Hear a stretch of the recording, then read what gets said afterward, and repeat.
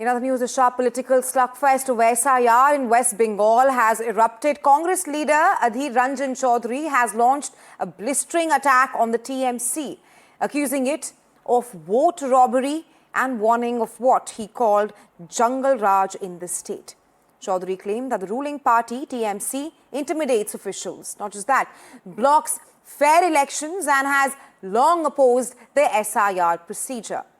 The BJP has now seized on the remarks, saying that a senior Congress leader has exposed the TMC and that this proves why SIR is required. Also, taking a swipe at Rahul Gandhi's stand on SIR, with elections ahead, the SIR debate is fast turning into a full-blown political flashpoint in the poll-bound state of West Bengal. डराओ और बचाओ, मसीहा बनो और मसीहा बनते हुए लोगों को मदद करने की नौटंकी करो। लेकिन ये ममता बनर्जी बंगाल के लोगों के लिए मसीहा नहीं बल्कि मुसीबत बन गई है।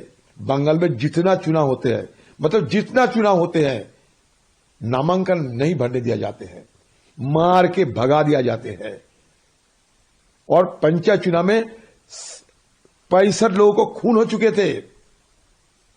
और आज भी ये जो विधानसभा चुनाव होगी ना, उसमें भी ये डराने की, धमकाने की और फर्जी वोट डालने की, मृतक वोट डालने की सारे कोशिश होगी।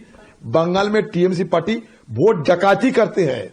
इंडी अलायंस साल तो बदल गया, पर इनके विषय और इनका कंफ्यूजन नहीं बदला। इंडी अलायंस में मिशन विशन नहीं है, केवल कंफ्यूजन और डिवीजन है। और उसी का एक प्रमाण ये है कि अभिषेक बैनर्जी अब सीधे कांग्रेस पर ही हमला बोलने लग गए। भाई, कांग्रेस के ऊपर ही वो सवाल चिन्ह खड़े कर रहे हैं। तो ये केवल टीएमसी की तरफ से नहीं है, केरल में लेफ्ट भी कांग्रेस पर सवाल खड़े कर रही है। पश्चिम बंगाल में ममता बनर्जी जी बड़े वोटों से जीतने जा रही हैं। ये बीजेपी के लोग हर जगह साजिश करते हैं, षड्यंत्र करते हैं। इस बार साजिश षड्यंत्र उनका नहीं चलेगा। बंगाल में हारेंगे और फिर यूपी में भी हारेंगे।